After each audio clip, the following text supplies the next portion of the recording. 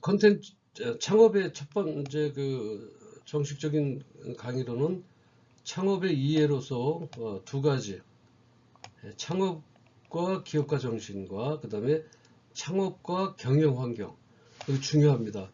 무조건 창업을 해서 돈 많이 버는 것이 기업가가 아닙니다. 우리는 기업가라고 얘기를 하죠. 어떤 거예요? 기업을 가지고 그 기업을 좌지우지해서 흥망성쇠, 즉 성공과 실패를 그러니까 실패 중에서 성공을 이끌어낸 사람들을 우리가 기업가라고 얘기하는데, 엉터리로 돈을 버는 거예요. 남한테 피해를 주거나 또는 법에 위배된 그런 상태에서 돈을 벌어서 겉으로는 도네이션, 그 기부도 하고 좋은 곳에서 많이 쓰는 것 같지만 실질적으로 내부에서 그 돈을 버는 데 있어 엉터리로 돈을 번다면, 아니 윤리적이지 않고, 우리가 그 돈을 버는 방식에도 여러 가지가 있죠. 그죠? 사회와 공존하고 윤리의식에서 벗어나지 않고 하는 여러 몇몇 가지의 것들, 우리가 기업가 정신을 별도로 이제 배우겠습니다만은, 그러한 쪽에 어떤 그 창업의 의지를 두지 않는다면, 처음부터 예를 들어서 저울을 속여가면서 물건을 판다든지 이런 것들은 창업하지 않는 게 더 낫지 않겠습니까? 사회에 어떤 도의적인 무리를 일으키고, 기업가라고 하는 사람들이 사회에 무리를 일으키는 사람은 이 기업가 정신 자체를 배우지 못했기 때문에 그렇습니다. 여러분들은 반드시 기업가 정신에 대해 위배되지 않는 그런 그 창업이 이루어졌으면 하는 마음으로 말씀을 드려보고요. 창업의 요소에, 창업의 정의가 뭐예요? 아까 제가 잠시 말씀드렸습니다만 스타트업이라고 그러죠. 요거를 창업이라고 얘기합니다. 다시 말하면 사업을 새로 개시하는 걸 스타트업이라고 하는데, 여러분 정부에서요 스타트업들을 지원하기 위한 사이트가 있어요. 그게 뭐냐면 요 스타트업 여러분들 도움이 많이 되실 거예요. 여기에 보시면 startup.go.kr인가요? 네, 여기에 가시면 이건 정부에서 운영하는 창업자들을 위한 사이트예요. 여기 가셔서 어떤 정부에서 창업을 하는데 지원 사업은 어떤 것들이 있는지 한번 쭉 살펴보시길 바라겠습니다. 그래서 우리가 사업을 새로 개시한다라고 하는 것을 창업이라고 얘기하는데, 이것을 우리가 스타트업이다, 스타트업 기업이다라고 우리가 보통 얘기를 합니다. 창업 기업이라는 얘기보다 요즘에는 스타트업 기업이다라고 하는 단어를 많이 쓰고 있죠. 그리고 이제 창업의 이제 정의를 얘기한다면 기업가적 능력을 갖춘 개인이나 소집단이다. 여기 나왔죠, 그죠? 기업가적 능력인 게 뭐예요? 기업가적 능력. 기업가적 능력은 돈을 많이 버는 사람이 아닙니다. 어떤 사회에 어떤 윤리적인 의식과 도의적인 책임을 다하는 사람을 우리가 기업가라고 얘기했습니다. 사회에서 개인이나 소집단이 사회기업, 창업 아이디어를 포착해서 사업기회죠. 사업기회죠. 사업기회라는 거 우리가 이제 창업 아이디어, 우리가 배우기로 했던 거. 창업 아이디어를 포착해서 사업 목표를 설정하고, 목표가 있어야 되겠죠. 이에 필요한 자본이나 인재, 설비를 확보하여 사업을 시작하는 것, 이렇게 얘기했습니다. 그렇다면 도소매나 서비스업은 뭐 설비가 없으니까 안 되냐? 아닙니다. 창업자, 이제 우리가 여기서 얘기하는 설비는 꼭 생산에 필요한 설비가 아니라, 예를 들면 우리가 온라인상에서 얘기하는 플랫폼 있죠. 이 플랫폼 자체도 하나의 뭐예요? 설비로 들어갑니다. 그 다음에 이 플랫폼을 통해서 물건을 주고 사고 팔 수 있기 때문에 하나의 경영 자원이 될 수 있는 거죠. 설비는 뭐예요? 기계장치일 수도 있어요. 기계장치. 이런 기계장치나 이런 것들을 다 전부 설비를 확보한 것으로 보고, 인재는 그것을 이끌어가고 예를 들면 그 소프트웨어를 개발한다든지 아니면 연구를 한다든지 이런 것들이 인재고요. 자본이 있어야 되겠죠. 그래서 자본과 지우겠습니다.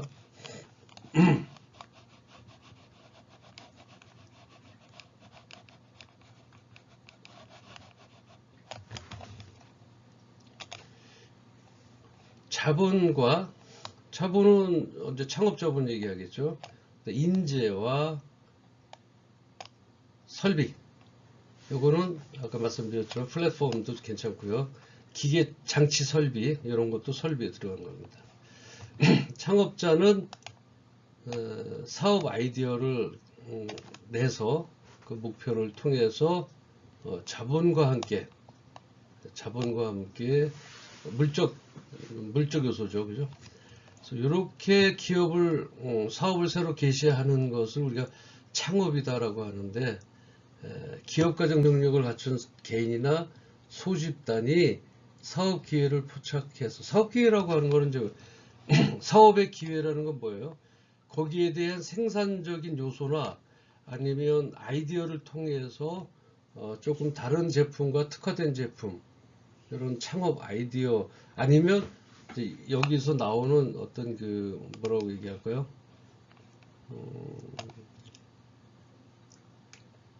어떤 그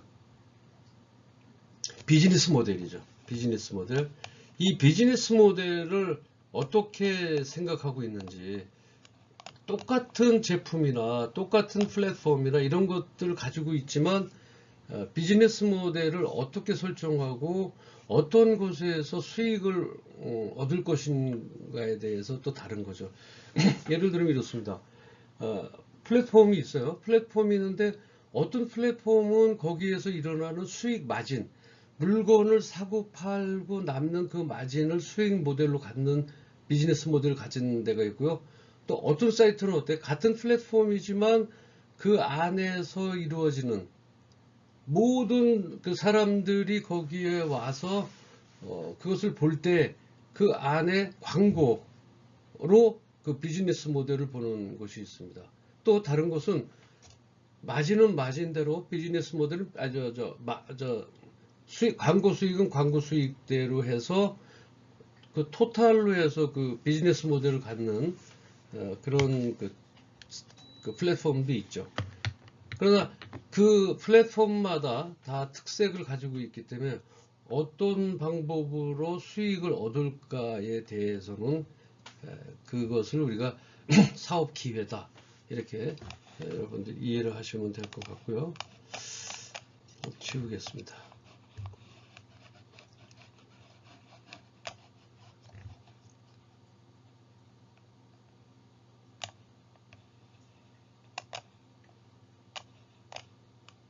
자, 다음에는 이제 창업의 3요소를 볼까요?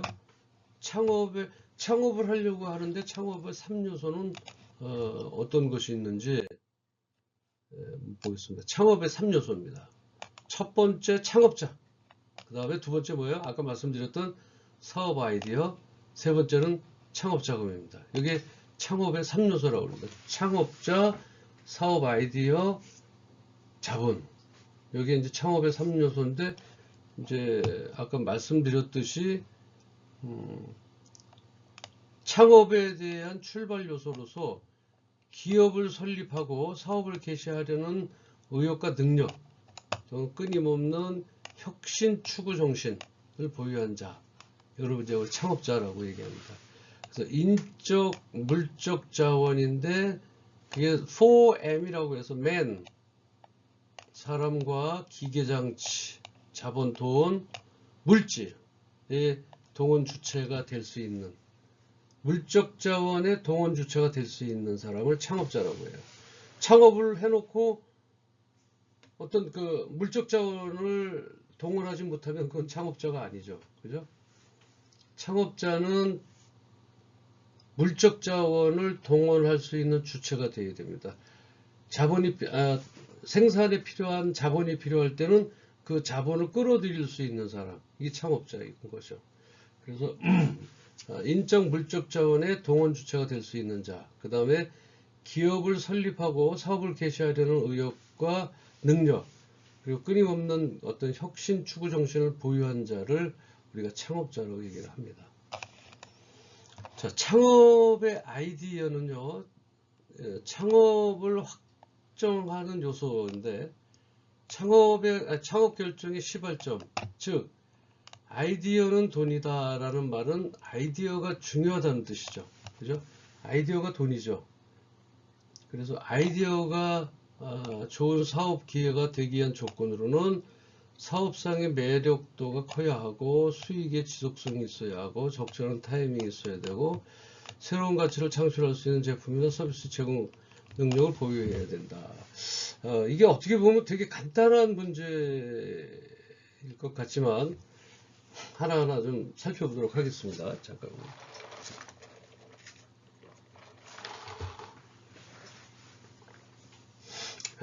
창업의 확정 요소다. 어쩌면 창업의 3요소에서 제일 중요하기 때문에 여기서는 창업의 확정 요소다라고 이렇게 강조를 했습니다.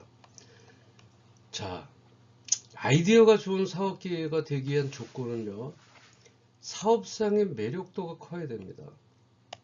이 매력도라고 커야 된다는 건 뭐냐면 누구나 봤을 때 거기에 대한 끌리는 어떤 그 힘, 인기도를 얘기할까요? 자, 10명 중에서 그 아이디어를 보고 놀래는 사람이 최소한 5명 이상은 돼야 된다는 얘기입니다. 그게 이제 우리가 얘기하는 매력도가 크다고 얘기하는데, 그 다음에 수익의 지속성. 이 말은 무슨 말인가요? 수익의 지속성이 있어야 된다. 자, 제품을 만들었어요. 근데 그 제품이 예를 들어서 그 제품을 샀을 때 너무 견고하고 또 두 가지가 있는데요. 첫 번째는 자, 너무 견고해서 그것을 오래 사용하는데 재구매가 이루어지질 않아요. 그러면 그거는 어때요? 수익의 지속성이 있다고 볼까요?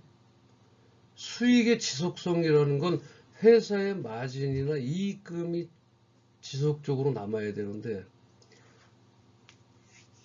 어떤 예를 좀 들어볼까요? 뭐 돌로 만든 식탁을 한번 들어볼까요? 상판이 돌이에요. 만약에 예를 들어서 이 돌이 깨지지 않는 이상은, 돌은 뭐 어떤 스크래치나 이렇게 흠집이 잘 잡히지 않는다고 가정했을 때 이거는 수익의 지속성이 될 수는 없어요. 그러나 이 돌판을 이용해서 식탁을 만든 회사에서는 어때요? 식탁만 만드는 게 아니라 여러 가지 것들, 뭐 탁자도 만들 수 있고요. 그 다음에 협탁도 만들 수 있고, 그래서 종류를 다양화함으로 인해서 수익의 지속성을 가질 수가 있어요. 자, 일회용 칫솔은 어때요? 한 번 쓰고, 물론 뭐 일회용 칫솔이 요즘에 아주 잘 나와서 한 번 쓰고 버리기엔 좀 아까운 것들이 있습니다. 저는 이제 남자다 보니까 면도를 하게 되면 일회용 면도기를 사서 보면 정말 한 번만 쓰기에는 좀 아까워요. 그렇지만 그 자체는 한 번만 쓰게끔 되어 있는 그런 기준에 합당한 물품이에요. 쓰는 것은 우리가 2번 쓰든 3번 쓰든 우리의 자유입니다. 그렇지만 그것은 10번을 쓸 수는 없어요. 면도기는요. 왜냐하면 날이 둔탁해집니다. 이 남자의 수염들이 되게 이게 경도가 있어요. 딱딱해서 이 칼날이 좀 상할 수 있을 정도로. 그러다 보면 그게 다시 또 재구매가 이루어지지 않습니까? 이렇게 수익이 조금 작더라도 리피트 오다가 지속적으로 이루어지는, 그래서 수익의 지속성이 있어야 된다라고 돼야 어떤 사업 기회가 되기 위한 조건 중에 들어가는 것이죠. 자, 그리고 맨 밑에 보시면 위에 거 좀 지울게요. 헷갈려서 이렇게 지우겠습니다.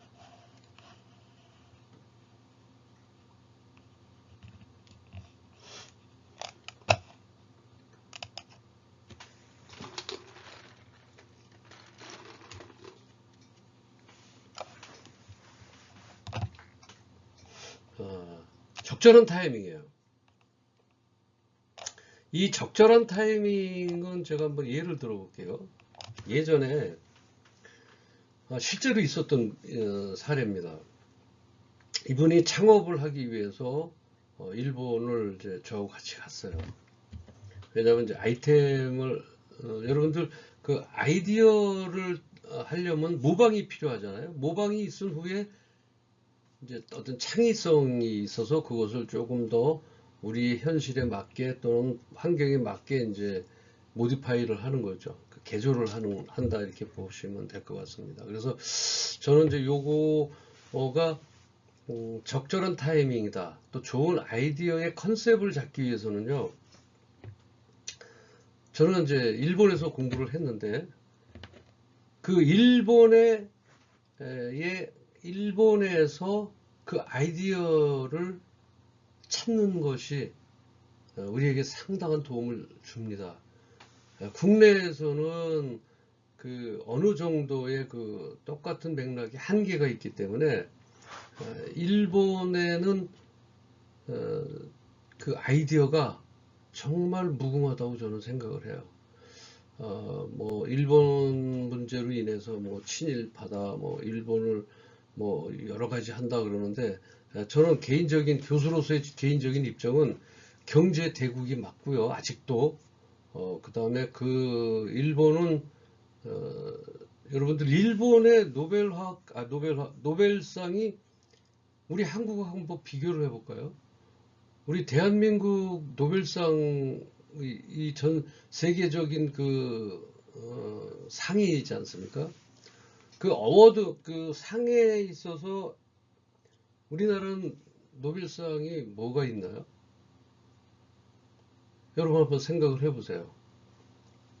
노벨상은 우리 그 김대중 전 대통령이 받은 평화상 하나입니다.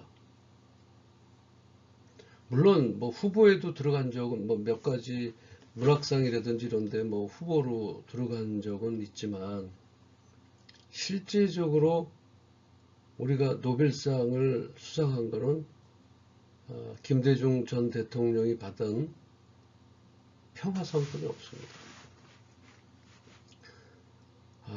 어느 영국 근데 다른 얘기지만 요 얘기는 나중에 하겠습니다만 일본은 어떤가요?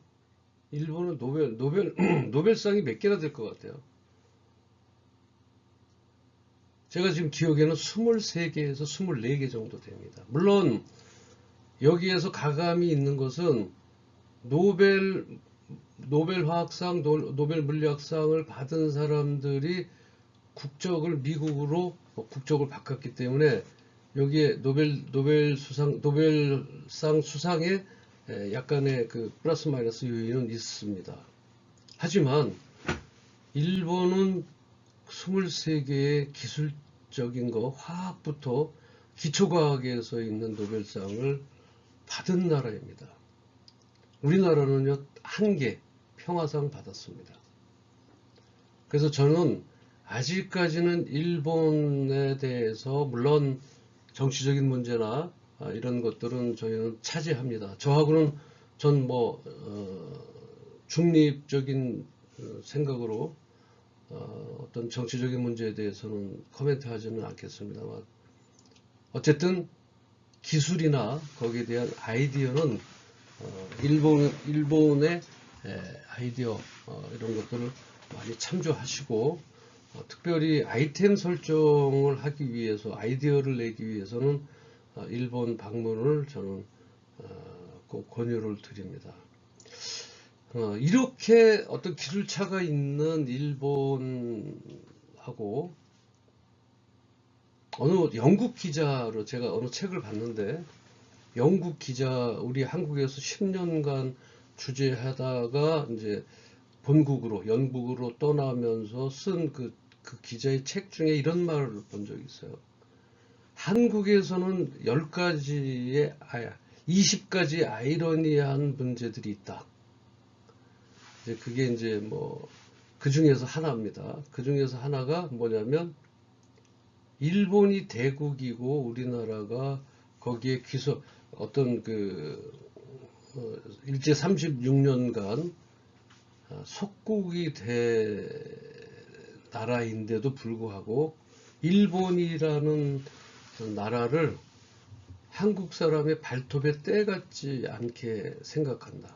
때도 발톱의 때만큼 또 생각하지 않는다라고 하는 그 아이러니입니다. 일본은 우리나라와는 정말 경제적이나 기술적인 것이 많은 차이가 나고 사실은 일본이 저는 무서운 나라다라고 생각합니다. 일본이 우리나라를 생각할 때 어떤 그 군대 젊었을 때 군대를 가고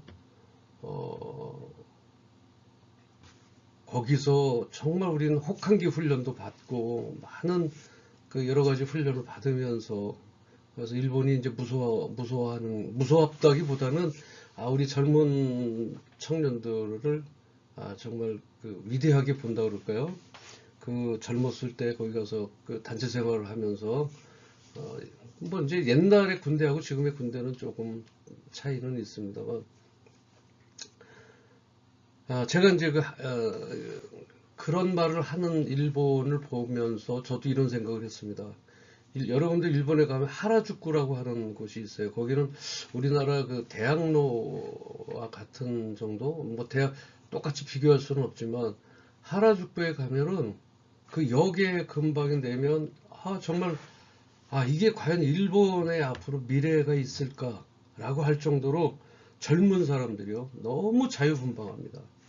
찢어진 청바지는 예전부터 있었지만 노랑머리, 빨강머리에 누워서 기타 치는 사람 정말 저기 봐도 저 젊은 사람들은 이 일본의 주역이 될 수 있을까라 할 정도예요. 그런데요, 어느 정도예요. 그 시기를 지나서 공부하고 지금까지 노벨상을 받을 수 있게끔 나라를 건국해온 그러나 이제는 모르겠습니다. 우리의 뭐 MZ세대하고 그쪽의 MZ세대가 과연 어느 정도로 해서 우리나라를 이끌어갈지 모르겠지만 그러한 일본이 무서운 나라로 인해서 그 사람들의 아이디어의 발상이라든지 연구라든지 기술력은 감히 우리나라가 아직까지는 넘보지 못할 정도로 그 인프라는 구축이 다 잘 돼 있습니다. 얘기가 좀 겉돌았는데 이런 식으로 예를 들어서 여러분들이 창업을 하려고 한다면 일본을 좀 많이 참고하시기를 바라겠다라고 하는 얘기입니다. 여러분들 다시 한번 또 이 아이디어 창업이기 때문에 여러분들한테 말씀드리는데 일본은 정말 독특한 나라예요. 우리나라에 다이소가 있듯이 일본에도 백엔샵이라는 게 있지 않습니까? 물론 다이소가 백엔샵에서 조금 투자를 했고, 물론 뭐 지금은 전부 이제 한국 사람이 전부 그것을 인수를 해서 100% 이제 한국 지분을 가지고 있는 다이소이지만요. 전에는 다이소라는 건요, 여러분 한문으로 어떤 분들 그러더라고요. 다이소는 다 있기 때문에 다이소라고 하는데 그건 전혀 다른 말입니다. 한문으로 클 대자에 종합할 총자예요. 이 대총이라고 하는 한문을 우리가 다이소라고 읽습니다. 그래서 대총이라는 그 회사 자체가 백엔샵, 일본의 백엔샵의 그 기본 모회사거든요. 그 다이소라고 하는 회사가 우리나라에 들어오면서 이걸 다이소라고 지은 것에 대해서 저는 그렇게 알고 있는데, 다른 분들은 그것을 다 있다 그래서 다이소라고 이렇게 말씀을 하시는 것 같은데, 물론 지금은 이 다이소가 우리나라 지분으로 다 100% 대체가 된 것으로 알고 있습니다. 그래서 그 적절한 타임이라고 얘기하는 거는, 그네들은 다이소라고 하는 백엔샵을 통해서 돈키호테라고 하는 그러한 또 그 다이소와 같은 백엔샵과 같은 매장이 있는데, 거기에 가면 아이디어 제품이 엄청 많습니다. 여러분들 안경에다가요 이렇게 우산을 씌워서 비가 오면 빗물이 맞지 않게 이렇게 방해해 주는 게 있어요. 이게 무슨 아이디어인가요? 제품인가요? 근데 실제적으로 그 제품이 나와 있어요. 그 다음에 이 안경에다가 비를 맞으면 여기다가 그 와이퍼를 달았어요. 그래갖고 이게 움직여요. 이렇게 여기다 모터를 달아갖고. 그런 제품도 있어요. 그거 가지고 그 사람이 부자 되지는 않았겠지만 그런 제품들이 나와 있어요. 아이디어거든요. 여러분들, 이제 아이디어를 제가 강의할 때 좀 더 많은 것을 말씀드리겠지만은, 이 창의성 개발이라고 하는 거는요 정말 엄청 힘들고, 정말 우리가 생각하고 있는 심리적 관성을 타파하지 않고서는 나올 수가 없어요. 그런 것들의 기업이고 민족인 게 일본인데, 그 일본을 통해서 여러분들의 그 아이디어를 많이 참고하시길 바랍니다. 일본 책도 좀 보시고요. 그 아이디어를 본데, 그래서 그것을 통해서 우리가 영감을 얻어서 거기에서 우리가 창작을 할 수 있는 그런 것이 됐으면 좋겠고요. 제가 이제 그 얘기를 하려고 했던 것은 아니고, 적절한 타이밍이 맞아야 된다는 거예요. 이게 이제 무슨 얘기냐면, 사업을 하시는 분들이 그렇죠. 그렇게 얘기를 하죠. 운이 따라야 된다라고 얘기를 합니다. 맞습니다. 그게 뭐냐면 적절한 타이밍입니다. 운이 안 따르면요. 예를 들면 앵글 있죠. 우리가 여기 사각 이렇게 앵글 같은 경우, 앵글을 처음 개발한 사람은 어때요? 거지 됐어요. 속된 말로. 그리고서 그것을 통해서 그 시기에 맞는 적절한 타이밍을 가진 사람이 이 돈방석에 앉은 거죠. 그것뿐만이 아닙니다. 여러 가지 타이밍을 놓쳐서, 그런데 이제 제가 제 그 지인 중에 한 분이 아이디어를 창작하기 위해서, 또는 아이디어를 참고하기 위해서 이제 일본에 오시겠다 그래서 제가 이제 공항으로 나가서 그 픽업해서 같이 이제 시장을 배치를 돌았습니다. 시장도 돌고 또 기업회를 방문할 수 있게끔 제가 이제 그 안내를 해서 그 기업에 들어가서 그 사람들의 일거수일투족을 다 봅니다. 물론 상세하고 생산성 있고 기술 있는 건 보여주지 않죠.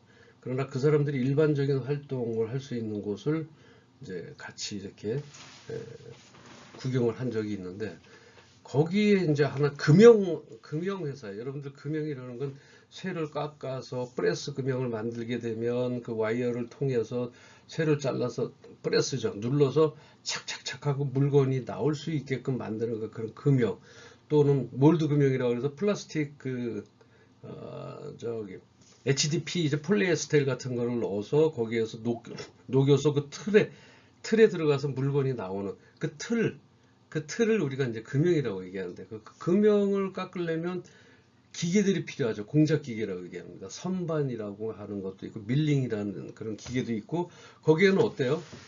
가공액을 하려면 쇠를 자르려면 그냥 자를 수가 없으니까 가공액이나 이런 액체들이 들어갑니다. 윤활유들이.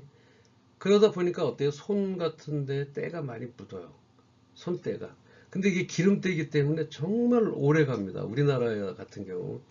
근데 그 사람이 딱 들어오면서 저는 느끼지는 못했어요. 왜냐면 그때 공부하고 있을 때라서. 근데 그분은 이제 저보다 연배가 높으시니까 보는 눈도 있었고, 거기에 뭔가를 찾으려고 하는 그 독수리 같은 눈을 가지고 오셨기 때문에 봤는데 그분이 저한테 얘기한 거예요. 저분들의 손톱을 보라는 거예요. 저 작업자들의 손톱을 이렇게 유심히 봤더니 정말 깨끗해요. 저만큼 깨끗해요. 보세요. 저도 저는 기계를 만지는 사람은 아니지만 그런데 그 깨끗한 손톱에 그러니까 이 손톱에 기계를 만지는 사람의 손톱에 깨끗하다는 겁니다. 우리나라는 생각할 수 없다는 거죠. 손톱에 기름때가 묻어서 이 라운드가 되게 검게 돼 있다. 손톱을 자르면 이제 또 새로 나니까 없어질 수 있지만 그 안에 쪽에는 되게 닦기가 힘들고 없어지지 않는 모양이에요. 저 이유를 알기 위해서 봤더니 그 사람들은 여기다 이렇게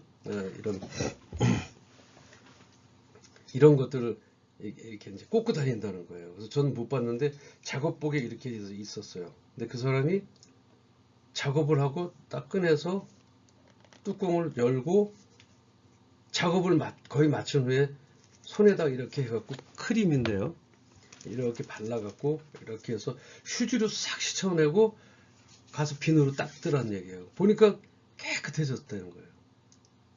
저거다 이렇게 이제 생각을 하셔갖고 그걸 좀 알아봤어요. 이제 그분이 과장 일본의 도시바 공장 큰 회사의 과장이었었어요. 이름은 제가 기억은 안 나는데 그분이 이제 그걸 하나를 하도 얘기하니까 그걸 하나를 선물로 줬어요. 샘플로. 보니까 이게 이제 물 없이 쓰는 비누였었어요.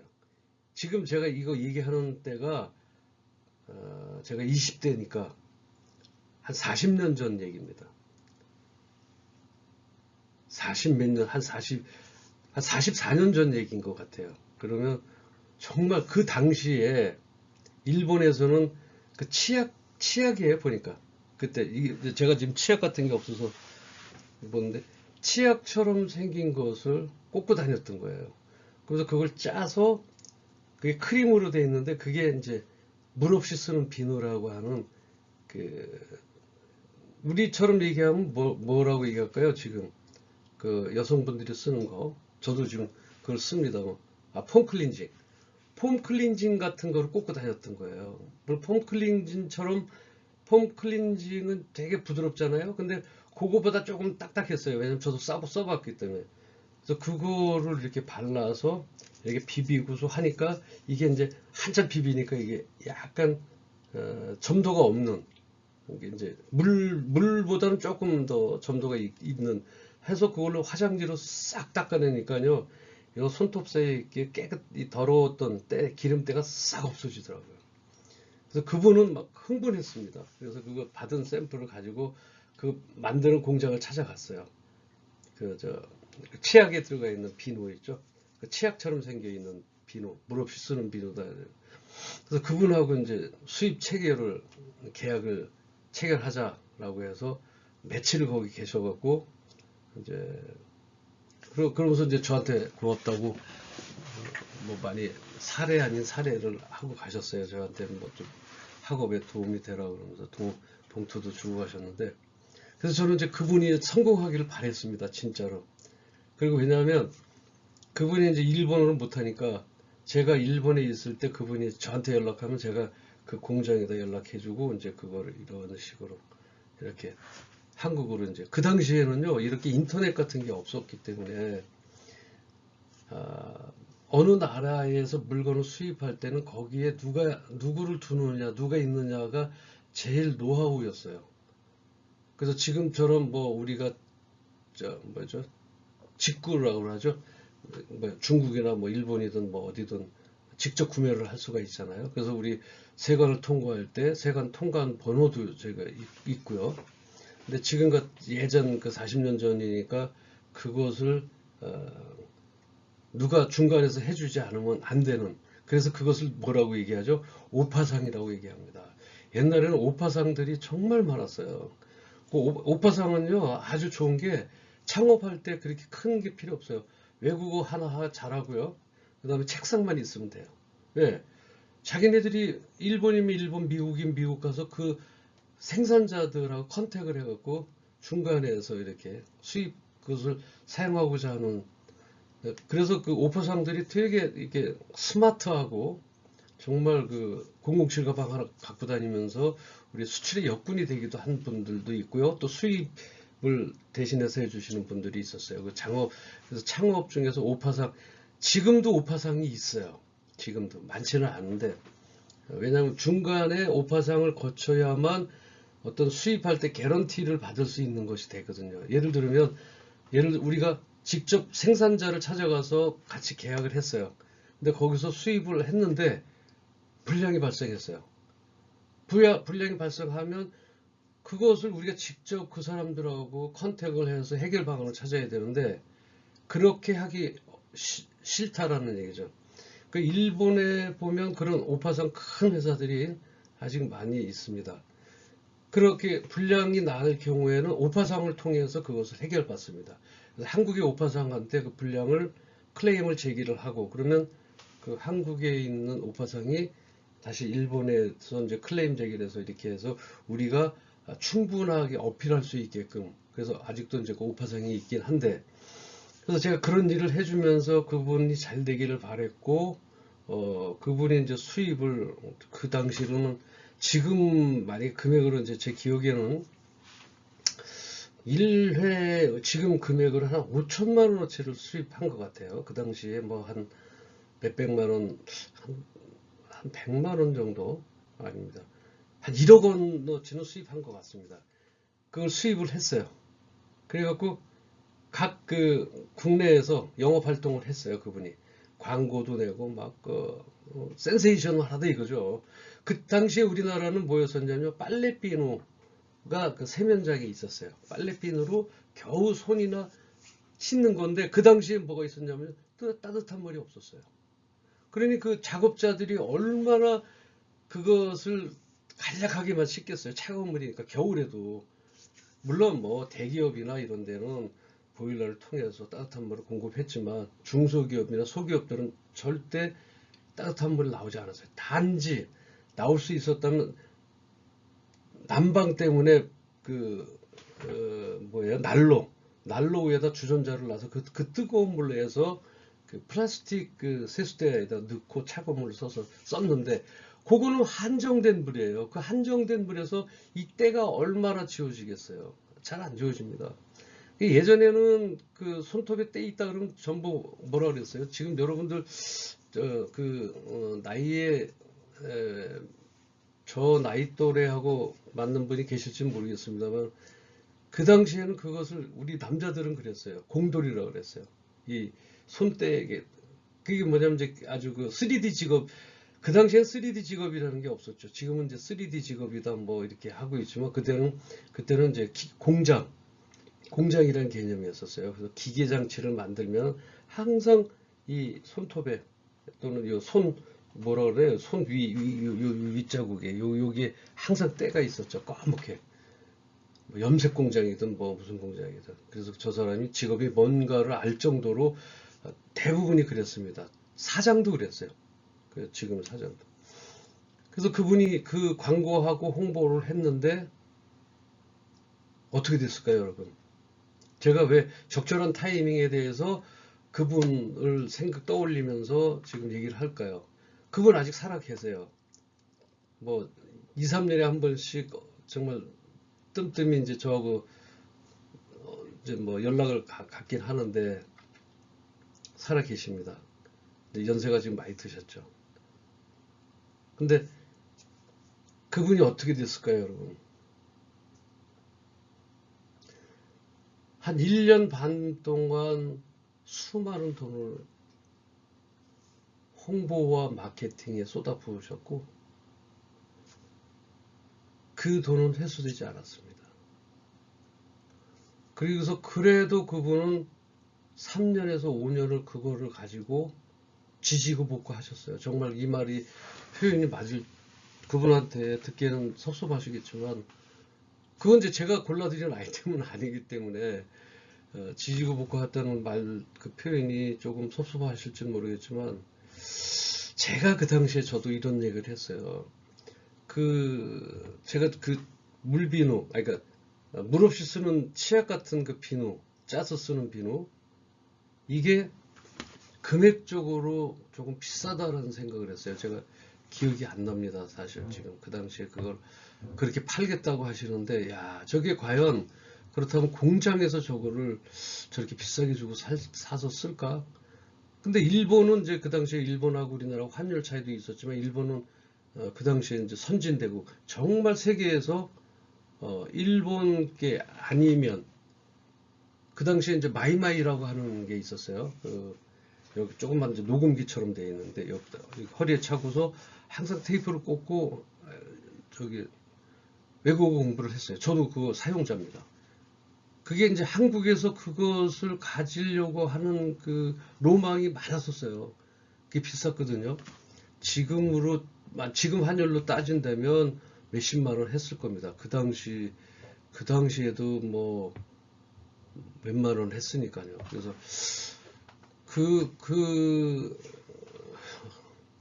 그래서 제가 마이마이를 왜 얘기를 드렸냐면, 그래서 이제 그 일본이 되게 글로벌화된 일본이었었어요. 뭐 세계 1위였습니다. 미국도 쫓아가지는 못했어요. 일본한테 이렇게 뭐 정말 기술력을 배워갈 정도, 물론 미국이 물론 앞섰지만 그 정도로 일본이 정말 그 기술력을 가진 나라였었거든요. 그렇기 때문에 그 나라에서는 그걸 쓸 수가 있었어요. 하지만 여러분들 일본하고 우리 한국하고의 차이를 얼마나 보시나요? 저는 단언컨대 기술력으로는 한 20년 정도, 물론 어느 파트별로, 대기업에서 개발한 어느 파트별로는 동등한 기술, 조금 월등한 기술이 있지만, 평균적인 기술이나 문화적인 추세로 보면 거의 한 20년 가까이. 글쎄요, 개인 생각입니다. 왜 그러냐면요. 예전에 우리나라 웃음은 보기 위하여 기타 방송국에 대한 것들 있죠. 지금 지적재산권이 있지만, 그러한 것들을 전부 어디서 베꼈어요? 일본에서 베껴서 갔어요. 다. 그런 프로그램이라든지. 그 일본에서 막 지탄을 했습니다. 너희들 왜 우리 거 베껴 썼느냐. 근데 그 당시에는 뭐 어떤 지적재산권이 법적으로 그렇게 크게 좌지우지, 지금은 이제 힘들죠. 지금은 뭐 예를 들어서 프로그램 자체도 돈 주고 사가야 되니까. 그러한 와중에서 모든 것을 베껴 쓰는 그런 상황이었기 때문에 우리나라에서 그 물 없이 쓰는 비누는 타이밍이 맞지 않았습니다. 이분은 약 3년간 거기에 전부 올인을 했어요. 막 정말 열심히 다니시고 전국을 다니시면서 다 했는데 결과적으로는 그게 안 됐습니다. 그리고 그거는 시간이 지나면 지나서 나중에는 그것을 후원을 하셨어요. 다른 데다가 이렇게 5개씩 10개씩. 그래서 그 모든 것을 다 잃어버린 그 안타까운 경우가 있는데, 이 적절한 타이밍은요 전부 필요합니다. 지금 여러분들이 예를 들어서 제가 일본에 가서 그 아이템을 좀 참고하라고 하지만 그 아이템 그대로 갖다가 지금 와서 만약에 오픈한다면 맞지 않아요. 물론 맞는 것도 있습니다. 문화적인 습성이나 이런 것들은 차이가 별로 없어요. 우리가 일본에서 들어왔던 것 중에서 뭐 방자로 시작하는 거 있죠. 거의 다가 일본의 문화를 들어온 겁니다. 그게 바로 들어온 게 아니에요. 예를 들어서 뽑기방 같은 경우는, 그 뽑기방은 벌써 일본에서 그 유행이 됐던 게 10년 이상, 15년 정도 이상이에요. 우리나라에 지금 상륙한 게 뭐 불과 5년뿐이 더 됐나요? 그 정도로 약 10년 정도 차에 있으면 뭐 좀 나쁜 것들은 좀 더 일찍 들어옵니다. 맞아요. 나쁜 것들은 나쁘다고 얘기하다 보는 것보다는 좀 건전하지 않은 것들이 있죠. 무슨 뭐 대화방이라든지 뭐 전화방 같은 거, 그 다음에 뭐 여기 담기는 좀 그렇습니다만 뭐 강의를 위해서 한 거니까, 그 다음에 뭐 키스방이라든지 뭐 안마방, 뭐 귀 파는 방도 있어요. 뭐 저 언론을 통해서 봤습니다만, 그런 방자 붙은 것들이 다 어때요? 다 일본에서 들어온 거예요. 일본은 그러한 어떤 그 섹슈얼 그 문화가 되게 여러분들 일본 가보셨겠지만 그 섹슈얼 문화가 오픈돼 있어요. 뭐죠? 그 어덜트 비디오 같은 거 있죠. 성인 비디오 같은 거 백화점에서 팝니다. 그 다음에 뭐 백화점에서 팔아요. 이렇게 보면 뭐 테이프 있을 수 있는 얘기 아니잖아요. 그럼 그 사람들의 그 문화가 우리나라에 들어왔다. 그 섹슈얼 문제가 오픈된 것들이 뭐 몇 년, 이건 애초력부터 3, 40년 전부터, 아니, 제가 40년 전에, 40, 제가 한 45년 전에 일본에 아닌가요? 하여간, 여튼, 한 40년 전에 일본에 있을 때도 그 어덜트 비디오를 팔았어요. 백화점에서. 또 만화책이 있죠. 성인 만화. 그거는 뭐 편의점에다 이렇게 갖다 놓고 팔았어요.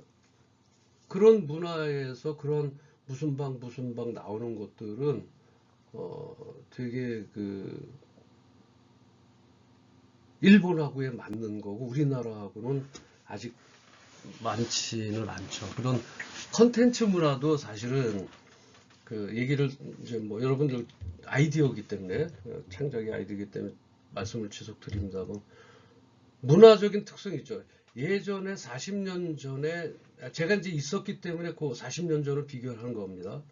40년 전에 TV를 키면은 그 남자 여자 혼성 그룹들이 나왔어요. 혼성 그룹들이 나와서 지금 우리나라처럼 백댄스도 있었고 같이 춤을 추면서 가사에 노래 영어가 들어가 있어요.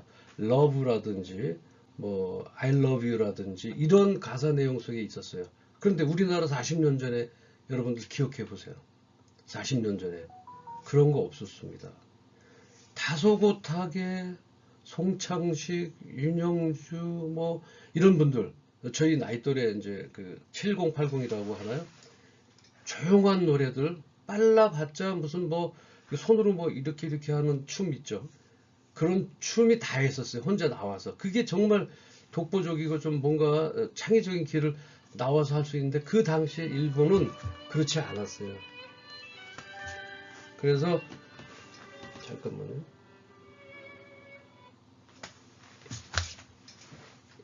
그런 상황 속에의 일본의 문화적인 차이도 그만큼 많습니다.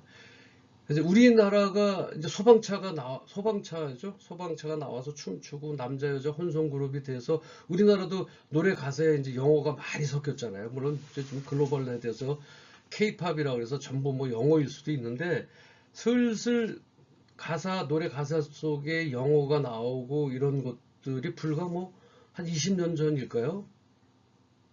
제가 보기에 아마 그럴 것 같아요. 대략적인 겁니다. 아마. 그래서 그러한 것들을 봤을 때는 그 어떤 문화적인 차이도 우리가 좀 둬서 아이템을 거기 가서 골랐을 때 그러한 적절한 것들을 우리가 좀 생각을 해야 된다는 거죠. 그래서 적절한 타이밍이다. 저는 이것에 대해서 너무 뼈저리게 제가 시간이 되면은 한 두세 개 정도 그 일본에서 실패한 그 타이밍이 안 맞아서 그것도 미국에서 실패한 거는 말씀드릴 수 있으나 지금 제가 그 아이디어 개발에 가서는 한번 말씀을 드리려고 얘기해요. 그러니까 지금 창업의 성격에 대해서 창업의 3요소를 말씀드리고 있는 거라서 그래서 적절한 타이밍 같은 경우라고 하는 것은 저는 창업에 있어서 너무너무 이 뼈저리게 경험을 제가 간접 경험을 많이 했기 때문에 그 적절한 타임은 되게 중요하다. 그리고 여러분들이 이제 일본에 가서 그 아이템을 많이 참고를 좀 하고 거기에서 여러분들이 얻을 수 있는 거 얻어서 국내 시장을 충분히 보고 우리나라의 시장이 어떤 시장이고 어떻게 흘러가고 있는 걸 충분히 조사를 한 다음에 그때 이입을 시켜야 되는 것이죠. 일본에서 그게 히트해서 뭐 붐을 이룬다고 해서 그것을 가지고 와서 한국하고 맞는다? 아닙니다. 문화적인 습성이라는 건 정말 무시 못합니다. 일본의 문화의 습성이 있고 우리나라의 문화의 습성이 있습니다. 우리나라가 술을 두 손으로 받는 거하고 걔네들이 한 손으로 받는 거하고는 같은 문화에서 어긋나지 않지만 이건 우리나라하고 해서 비교되는 것이죠. 그들의 주식 문화라든지 이런 것들을 전부 참고를 해야 됩니다. 참고로 저 여러분들한테 말씀드리고 싶은 거는 지금 일본에서 뜨는 그 부동산 관리 쪽에 뜨는 게 하나 제가 말씀을 드리면 빈집 관리하는 관리사가 지금 뜨고 있어요. 왜 그러신지 아시죠? 일본에는 노령화가 지금 우리나라보다 몇 배 빨리 나와 있습니다. 뭐 거의 반 이상이 노령화잖아요, 지금. 그래서 그 국민연금도 지금 정부에서 대기가 버겁고, 그래서 우리나라도 지금 그것을 쫓아가는 게 않느냐라고 걱정하는 분들도 있습니다.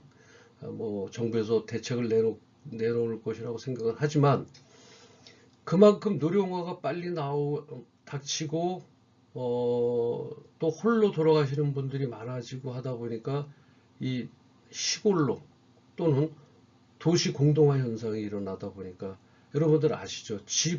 집은 사람이 살지 않으면 쉬 망가집니다. 예를 들어 콘크리트 같은 거나 이런 것들도 부식이 빨라지고요. 그러다 보면 금도 가고 금 가다 보면 무너지게 돼 있습니다. 그것을 관리해주는 빈집 관리사가 지금 되게 일본에서는 붐을 이루고 있어요. 그리고 그것을 준비하고자 하는 사람들이 많이 있습니다. 반대로요. 지금 그것을 들여서 우리나라에서 지금 실시한다? 물론 우리나라도 지금 빈집이 많다 그래요. 시골에도 어느 그 사이트에 가보니까 시골에는 빈집으로 가는데 뭐 100만 원만 계약금을 전세 보증금으로 내고 그냥 살아라 할 정도로 가서 봤더니 조금만 고치면 살 수 있다 이런 정도예요. 그럼 한 달에 또 다른 곳은 뭐 한 달에 10,000원만 내라 매달 10,000원씩만 그래서 살아라. 왜? 집이 무너지지 않게 하기 위해서인 거죠. 옛날 집들은 이제 자꾸 타다 보면 바람이 불고 그 틈 사이로 뭐 기름때 먼지라든지 빗물이라든지 햇빛이 자외선이 들어와서 안에 것을 노화시키거든요. 빨리. 그러니까 처음엔 금이 가지 않다가 금이 살살살 가면 그 안에 틈이 생기죠. 그러다 틈이 생기면 아주 빠른 속도로 그 집이 노화된다는 겁니다. 우리 사람도 마찬가지예요. 노화 방지, 안티에이징을 하기 위해서 여러분들 많은 걸 바르지 않습니까? 이거 뭐죠? 이거 선크림, 선블럭이요. 선블럭. 이거 바깥에 외출할 때 선블럭 바르잖아요. 자외선 차단제. 그런 식으로 하고 있지만 과연 빈집 관리사가 일본에서 유행하지만 유행하는 게 아니라 일본에서 핫한 직업으로 지금 젊은 사람들이 준비를 하고 있단 말이죠. 그렇다면 그것이 우리나라에 들어와서 지금 바로 하면 성공할까요? 아직은 조금 더 있어야 됩니다. 적절한 타이밍, 아주 중요한, 정말 중요한 적절한 타이밍입니다. 그래서 이러한 것들에 대한 것은 내 운일까요? 아닙니다. 절대 운이 아니고요. 그게 뭐예요? 시장조사예요. 철저한 조사가 되어야 됩니다. 자, 우리는 창업과 아이디어가 결부됐기 때문에 또 말씀을 더 좋은 사이트를 하나 챙겨 드릴게요. 여러분들 만약에 카페나 예를 들어서 어떤 음식점을 창업을 할 때 어떻게 하십니까? 나는 망하지 않을 것 같으니까 창업을 하시나요? 내가 조금 음식을 만들 수 있을 것 같으니까 창업을 하시나요? 그 창업을 하기 전에 여러분들이 해야 될 것은 시장조사입니다. 첫 번째로 내 주위에 내가 창업하고자 하는 주위에 100m 근방, 200m 근방, 500m 근방에 나와 같은 업종이 몇 개나 되고 내 업종, 즉 내 제품, 팔려고 하는 제품의 대체 상품은 어떤 것들이 업종이 있고 라고 하는 것을 발품을 옛날에는 팔았습니다. 근데 지금은 어때요? 소상공인시장진흥공단이라고 하는 세마라고 해요. sema.or.kr이라고 합니다. 그곳에 들어가시면 내가 하고자 하는 그 위치를 반경 100m로 컴파스처럼 그리면 그 안에 나와 동종 업체들이 리스트업이 됩니다. 그 리스트업이 된 각각의 매출도 떠요. 작년 매출은 얼마였었다. 자, 내가 카페를 하게, 요즘 뭐 하도 흔한 게 카페다 보니까 또 여담입니다만 카페 저가 원두커피 카페 있죠. 뭐 메가커피라든지 컴포스, 뭐 이디야, 뭐 여러 카페집이 있죠. 백다방 뭐 이런 여러분들 카페 창업할 하는 것은 개인적으로는 반대합니다. 그 이유는 제가 또 차차 말씀드리겠지만 지금 그 서로 그 블루 오션이에요. 아니야 레드 오션입니다. 피 튀겨요.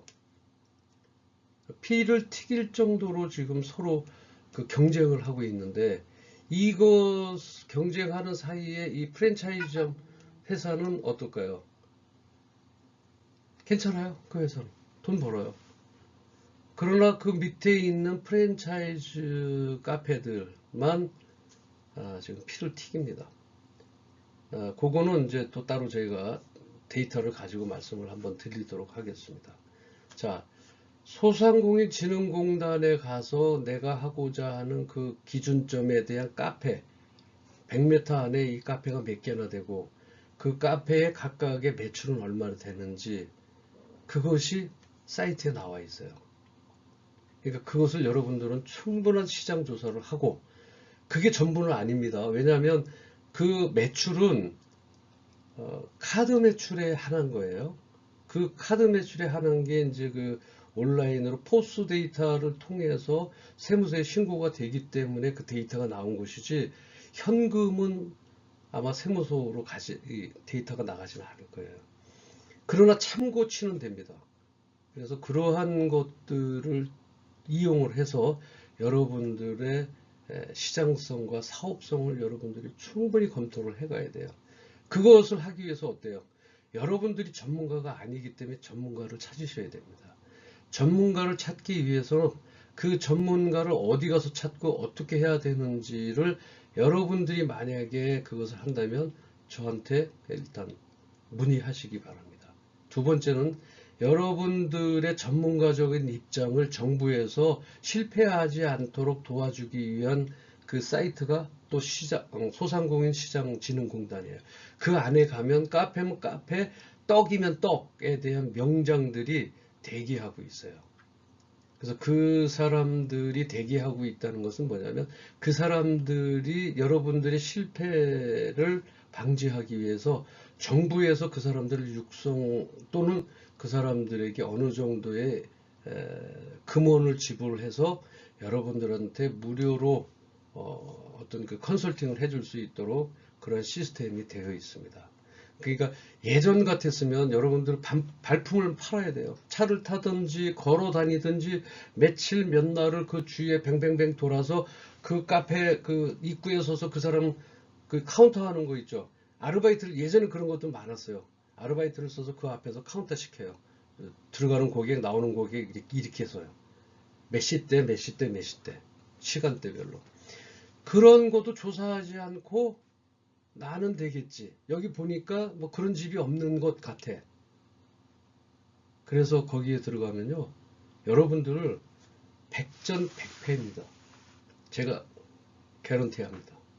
그래서 이러한 것들에 대한 그 시장조사 또 적절한 타이밍을 갖추기 위해선 내 운때다. 내가 어느 날 뭐 복이 태어났다가 아닙니다. 있겠죠. 물론. 저 사람이 실패할 수밖에 없는데 어떻게 아무것도 준비하는데 어쩌다가 로또 복권 맞는 사람도 있지 않습니까? 그런 사람들처럼 있겠지만 로또 복권 맞지 않는 사람이 수천 수백만 명이 된다는 거죠. 그렇다면 그것을 방지하기 위해서는 나의 타이밍을 맞추기 위해서는 뭐가 필요해요? 시장조사가 필요합니다.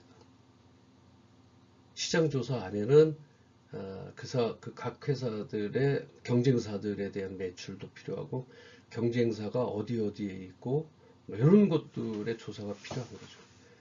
지금은 어떻다고요? 그 사이트에 들어가시면 여러분들이 조금 1시간이면 어느 정도는 파악을 합니다. 근데 예전에는 어땠어요? 발품 팔고 며칠씩 걸렸습니다. 아르바이트 써서 다 체크해야 되고요. 그 사람들이 그 매출 가르쳐 주나요? 안 가르쳐 줍니다. 그럼 매출이 어디가 있었어요? 지금 우리 사이트에 누구나 볼 수 있도록 공지를 해놨습니다. 카페요. 카페 여러분 소비자 권익보호위원회라고 하는 사이트에 들어가시면요. 컴포스는 컴포스의 월 매출, 평균 매출 다 나와 있어요. 이런 것들을 사용해서 정말 우리가 여기에 맞게끔 아주 구체적으로, 그래서 몇 잔을 팔아야 내 이븐 포인트, 이제 우리가 배우겠습니다만 BEP예요. 브레이크 이븐 포인트예요. 손익분기점은 몇 잔을 팔아야 손익분기점이구나. 내가 인건비가 얼마가 돼야 우리 이 카페가 돌아가는구나. 그 다음에 이 브레이크 타임, 아니 이 테이크아웃 타임, 이 도는 타임 있죠. 고객들이 이게 얼마나 몇 사람이 돌아야 된다라고 하는 게 데이터가 나옵니다. 아니 데이터를 여러분들이 또 뽑아야 돼요. 이러한 적절한 타이밍을 나한테 맞추기 위해서는 여러분들의 수고가 필요한데, 그 수고는 여러 사이트를 통해서라든지 전문가를 통해서, 전문가를 만나게 해주는 것도 정부에서 만나게 해줍니다. 여러분들 돈 하나도 안 들어가요. 그래서 그런 사람들하고 매칭을 해서 그 사람들의 충분히 듣고 또 나의 판단도 있고요. 그리고 그 외에 시장조사에 의한 조사에 의해서 그것을 데이터화를 해서 여기에 어느 정도의 가망성이 있다라고 타진했을 때 들어가서 그것을 알아봐 보셔야 되는 거예요. 지금 5, 60대가 은퇴해서 나오면서 통닭집이나 하지 뭐. 여러분, 통닭집이나 음식점을 해서 망하는 시점이 1년 내에요, 대부분. 그런데 거기서 최소로 하는 게 5천만 원입니다. 5천만 원은 내가 찾지 못해요. 그냥 권리금이라든지 시설금이라든지, 시설금 받아봐야, 그래서 여러분 시설금 5천만 원, 뭐 냄비 사고 뭐 이런 것들이죠. 그거 다 사고 그것을 팔아봐도요 5천만 원 주고 사서 1,000만 원도 안 사갑니다. 그럼 여러분 최소한 제가 말씀드린 5천만 원을 그냥 하늘에다가 없애져 버리는 거예요.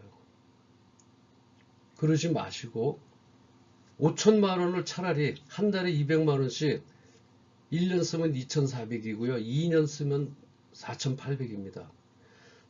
2년 동안 4,800만 원 쓴다고 치고 조사하셔야 됩니다. 내가 뭔가를 하기 위해서 그 돈을 1년간 고생은 고생대로 하고 나의 인건비도 받지 못하면서 내 자본금에 5천만 원이란 돈이 순식간에 없어지는 거예요. 그래서 창업을 할 때는 전문가와 충분한 합의, 나에 대한 데이터, 그다음에 시장 조사를 충분히 한 후에 해도 늦지 않습니다. 어떤 분들은 바로 해야 내 운대가 맞아야 되고 내 고객이 어디 흘러갈 것 같죠? 절대 그렇지 않습니다. 준비하는 그런 것을 통해서 적절한 타이밍이 이루어진다라고 하는 얘기입니다. 이 안에는 우리 교재 안에 있는 얘기를 다 나누지는 못했습니다. 그러나 제가 여러분들한테 전해드리는 것들이 실제적인 실전에서 사용되고 또 경험할 수 있는 것들입니다. 오늘은 이 시간 적절한 타이밍까지 하도록 하겠습니다. 다음 시간에는 새로운 가치를 창출할 수 있는 제품이나 서비스의 제공 능력 보유, 이것도 상당히 중요한 얘기입니다. 부터 시작하도록 하겠습니다. 긴 시간 시청하느라 수고하셨습니다. 감사합니다.